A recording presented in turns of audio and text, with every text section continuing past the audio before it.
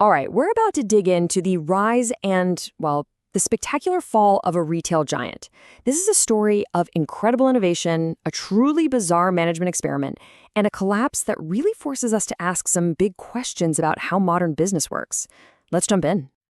Just think about that for a second. Long before Amazon Prime, before you could order anything with one click, there was Sears. It wasn't just a store. For generations of Americans, it was the marketplace. And you really have to understand that scale to get just how massive its fall really was. So, before we can even talk about the collapse, we have to appreciate the empire that was lost. I mean, how exactly did Sears become such a core part of American life? What's so amazing here is just the sheer ambition of it all.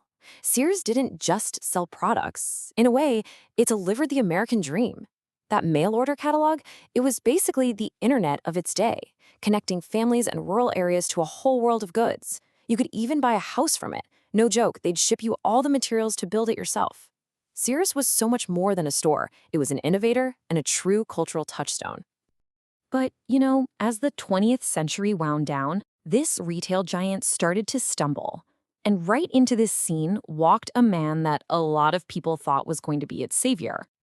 So this guy, Eddie Lampert, he was a Wall Street star, a hedge fund manager everyone praised for his financial genius. He comes in, merges the struggling Sears and Kmart, and, the market was pretty optimistic. But Lampert's vision for running a retail company, well, it was unlike anything the industry had ever seen. And this is where the story takes a really bizarre turn. Lampert didn't really focus on the basics of retail. Instead, he put in place this radical management experiment that had, profound and totally devastating consequences. This slide just captures the whole shift perfectly. The old Sears, right? It was all about selling things, investing in the stores, trying to beat rivals like Walmart. Lampert's model, it completely flipped that on its head. The focus was now finance. Money went to stock buybacks, not to fixing up the stores, and the real competition wasn't outside the company anymore, it was inside.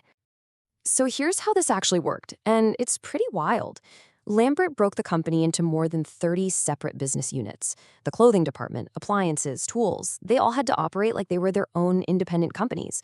So if the apparel division wanted to run an ad on the Sears website, they literally had to draw up a contract and pay the e-commerce division. This created these insane turf wars and just internal paralysis.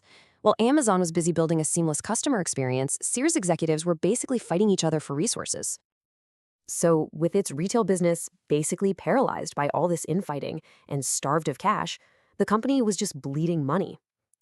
To generate some cash, Lampert started selling off the crown jewels of the Sears empire, one famous piece at a time.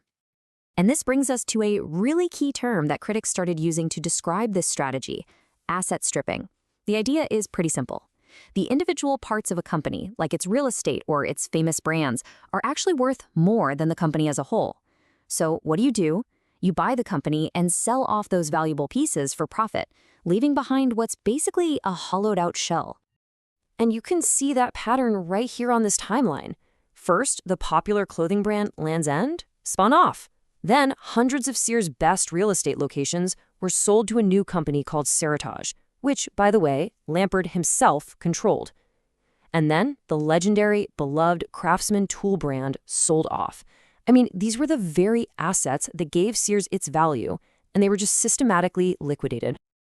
After years of this strategy, the inevitable finally happened.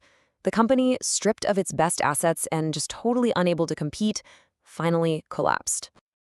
Yep, in 2018, Sears Holdings officially filed for Chapter 11 bankruptcy. It was the end of an era for a company that had once been the biggest retailer in the entire world. But the story doesn't end there. And the numbers behind this collapse, they're just staggering. Just let that number sink in. 68,000 people. These were the cashiers, the stockers, the mechanics, the managers, people who had given years, sometimes decades of their lives to this company. Their jobs, and for many, their pensions, just vanished. And while those 68,000 employees were facing total uncertainty, Eddie Lampert, the man who oversaw this entire collapse, remained a billionaire. The contrast between what happened to the company's workers and its CEO, that's really at the heart of the whole controversy. And here is the final, just audacious twist. In bankruptcy court, Lampert, who was also Sears' biggest creditor, was the winning bidder for what was left of the company. Creditors accused him of basically engineering the company's downfall for his own benefit, which is a charge he has denied. But think about it. He essentially sold assets from Sears, only to then buy back what was left of Sears. At the end of the day, the story of Sears is so much bigger than just one company.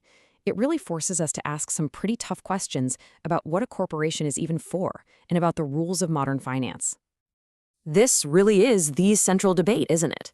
Was Sears just a dinosaur that was doomed to fail in the age of Amazon? Or did a very specific set of financial decisions that benefited a select few, actively speed up its destruction and kill any real chance of a comeback? The whole Sears saga also makes you wonder about expertise. Is the skill set of a financial engineer who's focused on balance sheets and asset values even compatible with running a complex retail business that relies on customers, employees, and long-term brand building? And finally, we're left with this. The case of Sears and Amy shines a bright light on a situation where a CEO can also be the lender, which you have to admit, that creates what many people see as a massive conflict of interest. It leaves us with a pretty provocative thought. When a company dies, who really gets to pick over the bones? And are the rules that govern that whole process actually fair to everyone involved?